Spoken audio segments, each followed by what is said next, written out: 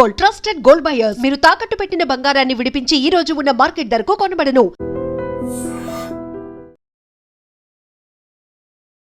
Thorrur municipal ఎన్నికలకు సంబంధించిన ఉద్రిక్త పరిస్థితిని మనం స్పష్టంగా చూస్తున్నాం. అక్కడ కేవలం 16 వార్డులు మాత్రమే ఉన్నాయి.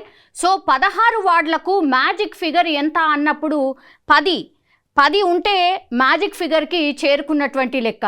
సో తొర్రూరులో 16 వార్డులకు గాను కాంగ్రెస్ దక్కించుకుంది.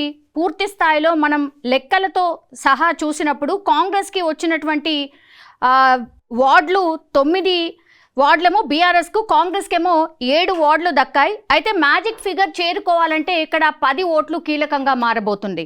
సో ఇక్కడ ఏంటంటే ఎక్స్ ఆఫీషియో ఓట్లు, అంటే అటు ఎమ్మెల్యే కానీ ఎంపీ కానీ ఓటు వేసిన అవకాశం ఉంటుంది కాబట్టి ఆ సంఖ్యాబలం చూస్తే గనక 9కి చేరుకుంటుంది. సో దీంతో 2 పార్టీల మధ్య తీవ్ర ఉద్రిక్తత పరిస్థితి ఏర్పడింది. కేవలం 1 ఓటు దూరంలోనే 2 పార్టీలు ఉండడంతో ఇప్పుడు బీఆర్ఎస్ వర్సెస్ కాంగ్రెస్గా పరిస్థితి మారిపోయింది.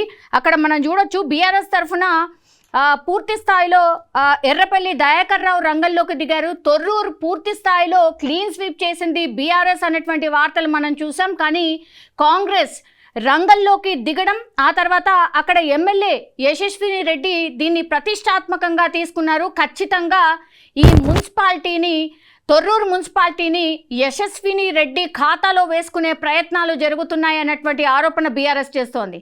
సంఖ్యాబలం మాకే ఉంది, మాకే దక్కుతుంది మున్సిపాలిటీ అనేటువంటిది బీఆర్ఎస్ వాళ్ళు కూడా దీన్ని ఎట్లా దక్కించుకోవాలి అనే ప్రయత్నంలో ఇప్పుడు బీఆర్ఎస్ కనిపిస్తోంది. దీంతో 2 శ్రేణుల మధ్య పూర్తి స్థాయిలో ఒక ఫైట్ నడుస్తోంది. మనం చూడొచ్చు ఇరువురు కార్యకర్తలు కూడా కొట్టుకునే వరకు వెళ్ళారు.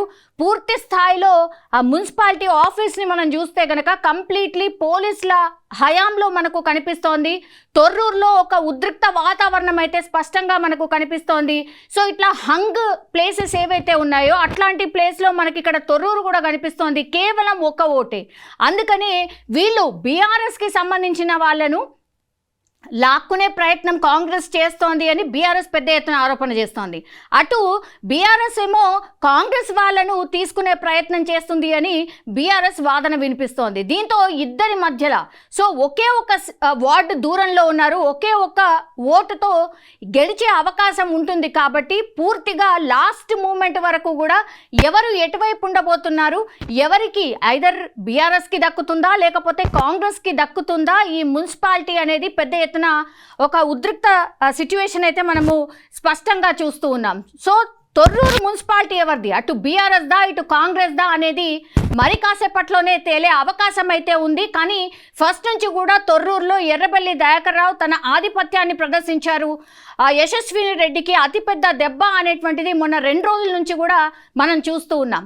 అట్లాంటిది ఈరోజు పూర్తి స్థాయిలో మారిపోయి కంప్లీట్గా ఇప్పుడు తొర్రూరు మున్సిపాలిటీని కాంగ్రెస్ పార్టీ కైవసం చేసుకునే ప్రయత్నం చేస్తోంది. అట్లాగే మొన్నటి నుంచి కూడా ఈ ఎలక్షన్స్ అయిపోయి ఇక రిజల్ట్ వచ్చిన తర్వాత నుంచి కూడా హంగ్ ఉన్నటువంటి ప్లేస్లో పూర్తి స్థాయిలో కాంగ్రెస్ అధిష్టానం కూడా పూర్తిగా దృష్టి పెట్టింది.